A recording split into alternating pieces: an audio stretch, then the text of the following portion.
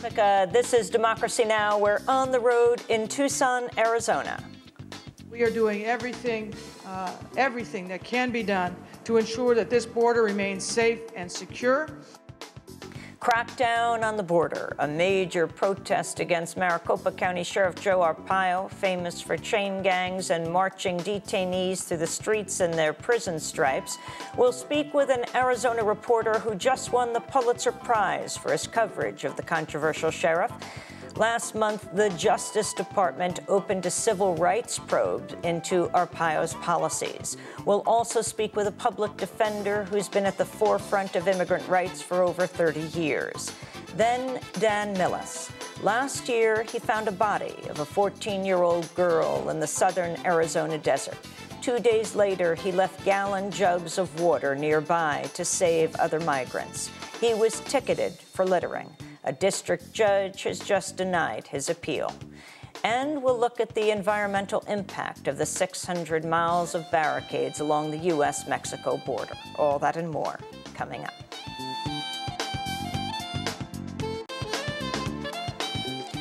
Welcome to Democracy Now!, democracynow.org, The War and Peace Report. I'm Amy Goodman.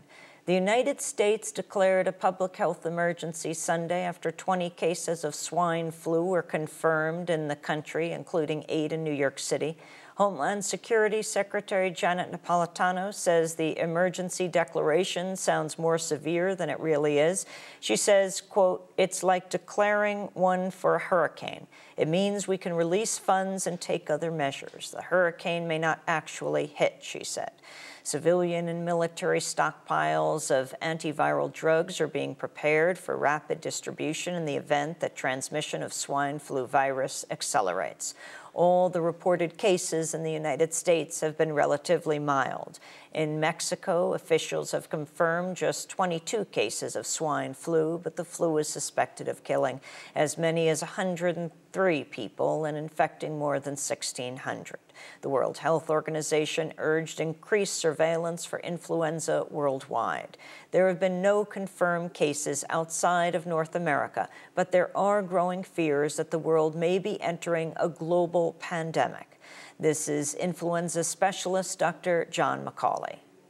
That's how a pandemic will start. A new virus emerging in humans, spreading easily from humans to humans, and with modern travel, being able to spread around the world really very quickly.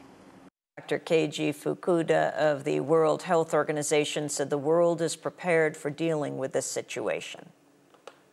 In the past 5 years, the world has spent a huge amount of effort. Countries have worked very hard to assess the threat of avian influenza. They have worked very hard on pandemic preparedness planning, and we have new tools, such as the international health regulations in place. We also have new defenses in place. We have better surveillance. We have stockpiles of antiviral drugs that have been prepared at regions as well as by internationally in case of a pandemic situation. In a surprise visit to Baghdad, Secretary of State Hillary Clinton said the U.S. may put off plans to withdraw its troops from urban areas by July 1st if renewed violence continued to worsen. Troops will now likely remain in Mosul and Baghdad after the deadline. Over 155 Iraqis have died in recent days in a series of suicide attacks. Meanwhile, Iraqi Prime Minister Al-Maliki is threatening to prosecute U.S. troops involved in a pre-dawn house raid on Sunday that killed 2 Iraqis in the town of Kut. The incident marks the first time Iraq's government's called for the prosecution of U.S. soldiers. Under the new U.S.-Iraqi Security Pact, U.S. troops in Iraq are no longer allowed to conduct military operations without Iraqi approval and coordination. The wife of one of the Iraqis killed announced the U.S. raid. His brain was scattered on the ground and I tried to collect it. The woman killed in the raid was still alive and I tried to help her, but they killed her. They did not call a doctor to treat her. They killed her. A former Marine corporal who fought in Afghanistan testified last week on Capitol Hill and urged lawmakers to oppose President Obama's escalation of war in Afghanistan. Rick Reyes said the war has turned into a, quote, big mistake. In some respects, this entire occupation has become counterproductive. As a Marine, I was willing to give my life for my country and still am, but invading and occupying Afghanistan, sending more troops to solve what is a political problem is not the answer. I urge these senators to rethink Afghanistan while there is still time. I can almost guarantee that sending more troops will mean more civilian and U.S. troop casualties, not for war, but for occupation.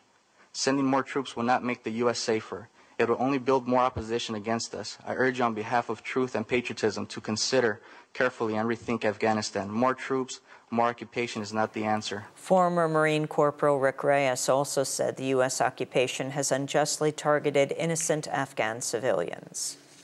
Because our mission was to capture suspected Taliban and had no successful way of being able to distinguish them, we had no other choice but to suspect the entire civilian population, innocent or not. One day we stopped at gunpoint, detained, beating, and nearly killing an innocent man, only to find out he was just traveling down the road to deliver milk to his children. Because of that day those kids went without a father. There were hundreds of incidents like this one. Almost 100% of the time, we would find that suspected terrorists turned out to be innocent civilians. It began to feel we were chasing ghosts. At the same hearing before the Senate Foreign Relations Committee, retired U.S. Army Colonel Andrew Bosevich said an escalation of troops will worsen the situation in Afghanistan. We may not believe that we are invading and occupying countries, but the people on the other end view themselves as being invaded and occupied. So to some degree, to some measurable degree, in places like Afghanistan, increasing the U.S. presence actually increases the dimensions of the problem. The Sri Lankan government has dismissed a unilateral ceasefire declared by the Tamil Tigers.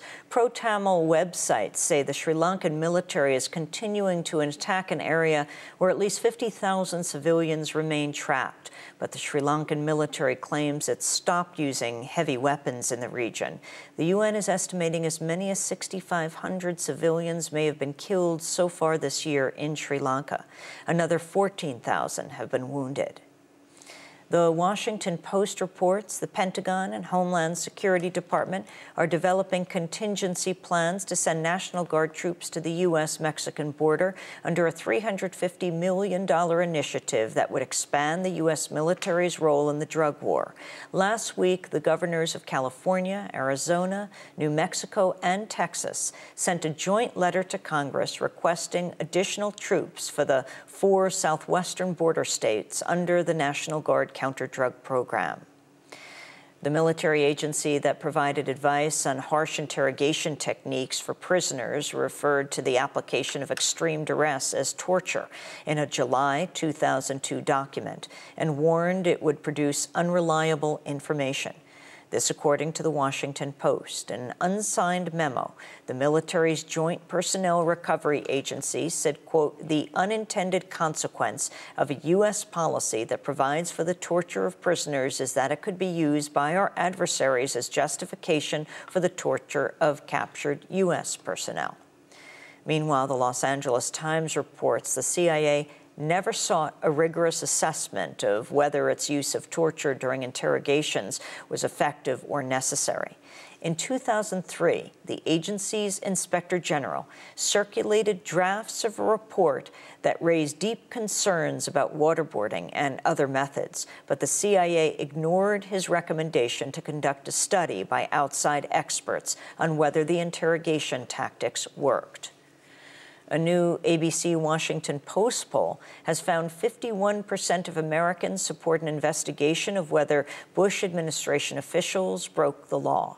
But on Sunday, White House Press Secretary Robert Gibbs suggested President Obama opposes the formation of an independent commission to investigate the Bush administration's use of torture. Well, I think the president had great fears that the debate that you've seen happen in this town on each side of this issue at the extremes that's taken place would be what would envelop any commission that looked backward. That's why his focus, David, the whole time is how we look forward in this country. A coalition of leftist parties has won control of Iceland's government for the first time in the country's history.